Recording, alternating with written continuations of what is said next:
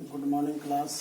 आज हम लोग जानेंगे कि जो बचा हुआ आपका सवाल था वो क्या है। तो एक्सरसाइज 1.2 का बचा हुआ सवाल था, जांच कीजिए कि क्या प्राकृतिक संख्या n के लिए संख्या 6 पावर n अंक 0 पर समाप्त हो सकती है या नहीं। कोई बड़ी बात नहीं है, बस इसमें आपको एक याद रखना है कि संख्या n के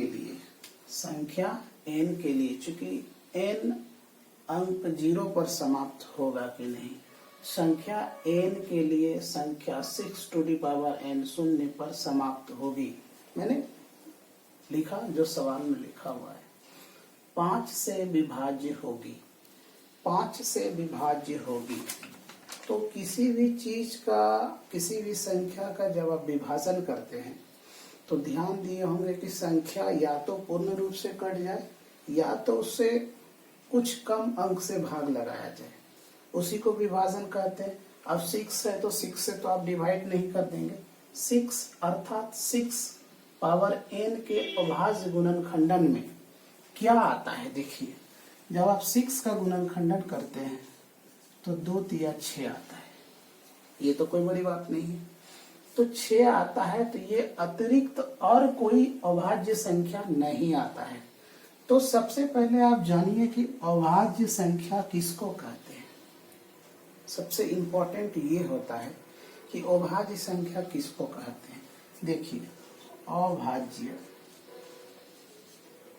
संख्या, अभाज्य संख्या को हम लोग इंग्लिश में बोलते हैं प्राइम नंबर। Prime numbers. अब प्राइम नंबर्स होता क्या है, सबसे इंपॉर्टेंट बात है, यहाँ पर एक लाइन आपको याद रखना है, जो किसी भी पहाड़े से, मैं लिख देता हूँ आपको याद आना होगा, ऐसे इसकी आंसर यहीं तक हो गई, मैं समझा दूंगा आपको। जो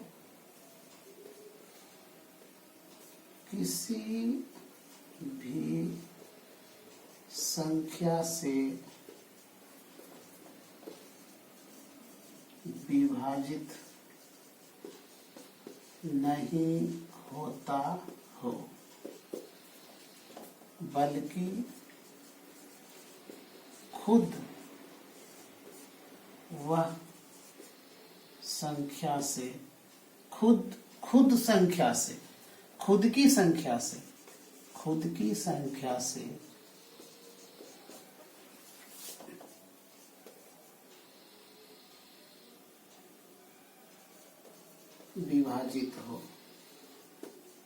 विभाजित हो तो उसे क्या कहते हैं। मैंने कहा प्राइम नंबर्स यानी अभाज्य संख्या, तो उसको हम लोग क्या कहेंगे, अभाज्य संख्या। तो अभाज्य संख्या, यहाँ पर भी एक क्वेश्चन बना हुआ है कि अभाज्य संख्या क्या है आखिर। तो अभाज्य संख्या याद रखिएगा 2, 3, 5, 7, 11, 100 आप समझदार हैं। तो इसमें आपका डिजिट देखिए क्या आया, 2 और 3। तो इसे 2 और 3 के रूप में विभाज्य कर सकते हैं, और इसके अलावे और कोई संख्या नहीं आती है। यानी कौन सी संख्या नहीं आती, अभाज्य संख्या नहीं आती है। 5 हो गया, 7 हो गया, 11 हो गया, इसके आगे नहीं कोई संख्या आता है। क्योंकि हम कह सकते हैं या हम जानते हैं कि गणित आधारभूत प्रमेय और द्वितीयता अभाज्य गुणनखंडन नहीं है, इसलिए कोई संख्या n नहीं है जिसके लिए 6 टू दी पावर n अंक 0 पर समाप्त होगी। तो हमें उम्मीद है ये कुछ भी सवाल है नहीं, बनाना कुछ भी नहीं है, बस आप इसका गुणनखंडन याद करें, 2 गुना 3 होता है, और इसको थोड़ा सा शैली लिखना है, इस शैली याद रखिए, बाकी सवाल आपका बन गया। अब अगला सवाल इसमें आप लिखिए, अगर आप कॉपी कलम लेकर बैठे हैं और क्लास को ले रहे हैं तो आप अगला सवाल नंबर 6 लिखना है। दिया गया है, यहाँ तक किसी को दिक्कत, क्या दिया गया है, इसको दिया गया है, इसको उतार दिया, कोई दिक्कत, चलिए उतारते हैं। यहाँ पर हल लिख दीजिए, या सॉल्यूशन लिखिए, लेकिन याद रखिए दो में से कोई एक ही लिखना है। 7 क्रॉस 11 क्रॉस 13 प्लस 13। ठीक है, अब आप खुद बताइए, मैं नहीं बनाऊंगा, आप खुद बना लेंगे। देखिए इस दोनों में क्या है जो मिलता है, ये 30 देखिए दोनों में है ना, तो 13 दोनों में तो 13 मिला, 13 को आप कॉमन ले लीजिए, फिर ये ब्रैकेट दीजिए, इसके अंदर क्या बचा 7 क्रॉस 11 और यहाँ पर क्या बचा 1, क्योंकि ये तो बाहर मैंने कर लिया, 1 गुना इतना तो इतना हो गया, और प्लस ये बाहर कर ले तो यहाँ भी 1 होगा, क्योंकि 1 गुना इतना इतना हो जाएगा, कोई दिक्कत। चलिए अब यहाँ पर देखिए ये 13 जो है 13 को लिखिए, नहीं कुछ तो गुना का चिन्ह रहता ही है। अब इसको गुना कीजिए तो कितना होगा 11 गुना 7, 77 गुना 1 77, 77 प्लस 1 क्या हो जाएगा 13 गुना 78। अब इसको खंडन के रूप में कीजिए, गुना के रूप में लिखिए, तो इसको क्या लिख सकते हैं, 13 तो है ही गुना, इसको अगर करते हैं 13 से लगाइए 78, यानी 13 गुना 6 लिख सकते हैं।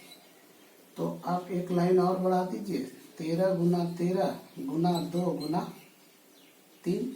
सभी जो संख्या है 2 3 13 5 11 ये सब किसी से कटता है क्या, नहीं कटता है। तो यहाँ पर हम लोग लिख देंगे सभी संख्या क्या है, आप ही खुद बताइए, अभाज्य है। या फिर यहाँ ये भी लिख सकते हैं सभी अभाज्य संख्या है। यहाँ तक कोई दिक्कत, यहाँ तक तो कोई दिक्कत नहीं होनी चाहिए, नहीं होनी चाहिए। अब यहाँ पर ऐसा कीजिए, अगला लाइन लिखिए, चूंकि अगला क्या है 7 5। क्या यहाँ तक किसी को समझने में कोई परेशानी हो, है परेशानी? अब देखिए ये तो सारा चीजें आपने निकाल लिए, एक लाइन और यहाँ पर बढ़ा दीजिए, क्या बढ़ा दीजिए, इसको लिख लीजिए 7 क्रॉस 11 क्रॉस 13 प्लस 13। ये क्या हो गया, ये एक भाज्य संख्या हो गया, यह एक भाज्य संख्या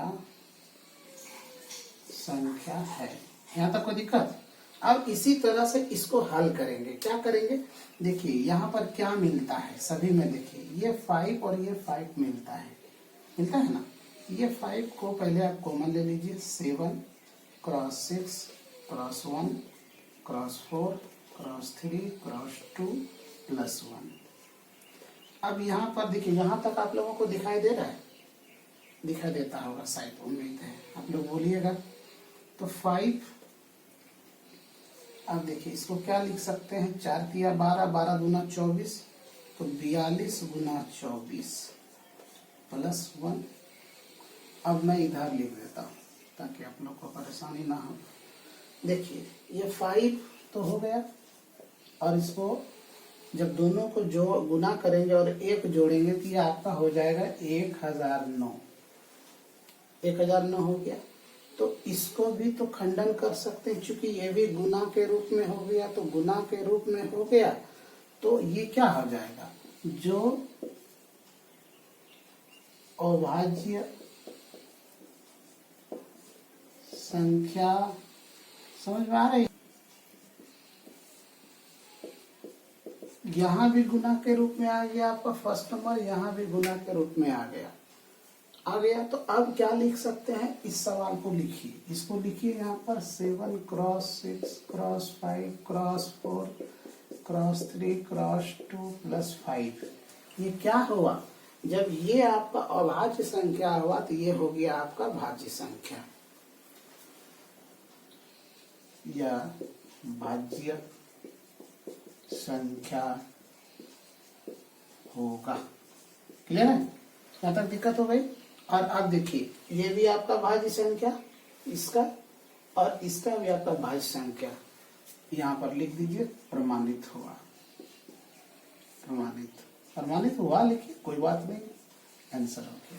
सवाल नंबर 7 थोड़ा बड़ा है, तो कोई बात नहीं है, बड़ा है तो क्या हुआ, लेकिन बनाना तो है ही, चूंकि आपके सिलेबस में है और बनाना जरूरी भी है। अभी एग्जाम आपके सर पे है, आप ही जान रहे हैं कि टेंथ का एग्जाम कितनी जल्दी है, समय ज़्यादा है नहीं, आपको प्रैक्टिस ज़्यादा करनी है, ज़्यादा रिवाइज करनी है, ताकि ज़्यादा से ज़्यादा सवाल को कम समय में बनाया जा सके।